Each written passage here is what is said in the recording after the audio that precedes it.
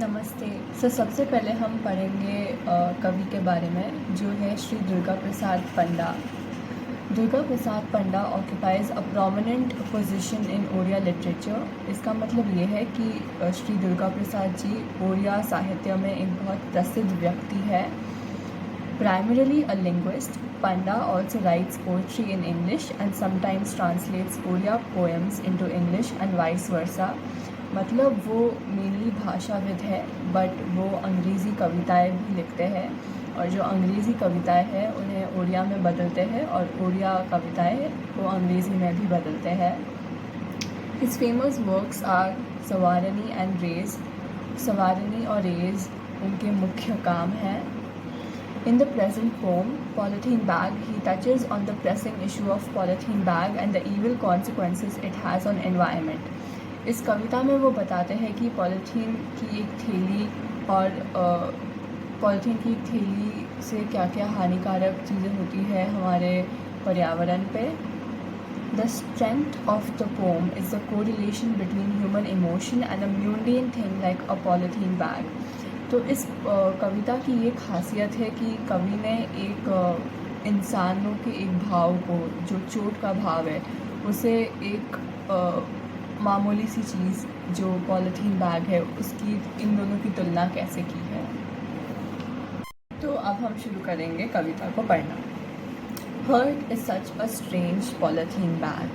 तो यहाँ पे जो हम इंसानों का एक भाव है हर्ट यानी कि चोट, आहट की भावना, इसकी तुलना की गई है एक मामूली से पॉलीथीन बैग के साथ।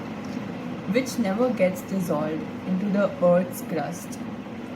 तो जो अर्थ, तो हम सबको पता है क्या होता है। अर्थ्स क्रस्ट मतलब होता है ऊपर पट्टी, जो पृथ्वी के सबसे ऊपर का लेयर होता है। तो अगर आप पॉलीथीन बैग को वहाँ पे छोड़ दो तो आप देखोगे कि वो कभी वहाँ पे दफनाएगा नहीं, वो वहीं का वहीं पड़ा रहेगा और उससे कुछ नहीं होगा। पॉलीथीन की थैली कभी नहीं घुलती है, दफन होने में सैकड़ों साल लग जाते हैं और इसे वर्षों के लिए छोड़ भी दे फिर भी वो वहीं का वहीं रहेगा। और जब हम इसकी तुलना हमारे भावनाओं के साथ करते हैं यानी कि चोट के साथ, तो जब इंसानों को भी चोट लगती है और ये चोट कोई भी ऐसी मामूली चोट नहीं कि हम लोग गिर गए कहीं और वैसी वाली चोट मतलब जब कोई हमें दर्द देता है, कोई ऐसा पर्टिकुलर इवेंट होता है हमारी लाइफ में जिससे हमें बहुत चोट महसूस होती है, वो चोट भी एक पॉलीथीन बैग के समान है। वो अंदर ही अंदर रहती है और वो बस अंदर ही हमारे बॉडी के अंदर बस ऐसे रह जाती है और कभी डिज़ोल्व नहीं होती। तो इसलिए कवि ने इन दोनों की तुलना की है और ये इस कविता का इंट्रोडक्शन पैराग्राफ था। When touched it makes a squeaky noise। मतलब जब हम इसे छूते हैं तो एक अजीब सी खरखरा टाइप आवाज़ आती है। When burnt it exudes a pungent smell। जब इस पॉलीथीन बैग को हम जलाते हैं तब एक तीखी सी, एक दुर्गंध जैसी, एक तेज़ सी अजीब सी स्मेल आती है। When left to itself it pollutes the environment। और अगर हमने इसे कहीं छोड़ दिया तो ये पूरे पर्यावरण को प्रदूषित करता है।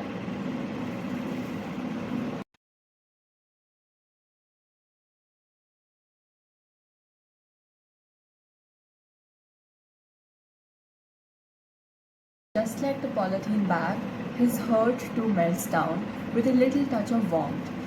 तो अगर आप जैसे पॉलीथीन बैग को थोड़ी सी गर्मी दो तो वो पिघल जाएगा, वैसे ही अगर जो हमारी अंदर की चोट है, अगर कोई उसे लाड प्यार दे, अगर कोई उसे अच्छे से सुने, बात करे, अच्छे से भाव दे, बहुत सारा प्यार दे, तो वो अंदर की चोट भी पिघल जाती है।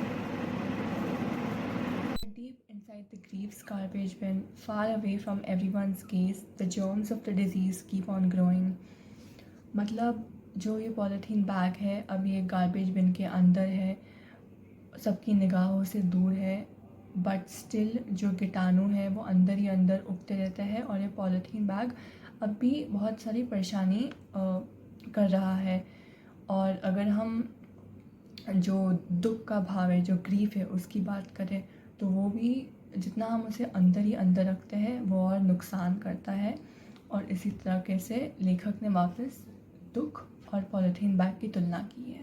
The polythene bag remains buried within, only the pain caused by the hurt keeps coming back again and again.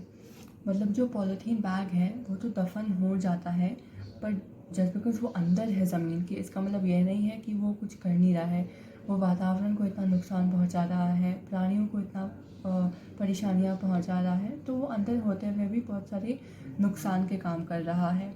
और वैसा भी हमारा जो अंदर का भाव होता है, जो दर्द का, जो ग्रीफ का, वो भी वैसा ही होता है। वो हम सबके अंदर होता है, किसी को दिखता नहीं है, बट जितना हम उसे अंदर दफन कर देते हैं वो उतने ही बुरे तरीके में, उतने ही और स्ट्रॉन्ग फॉर्म में बाहर निकल के आता है।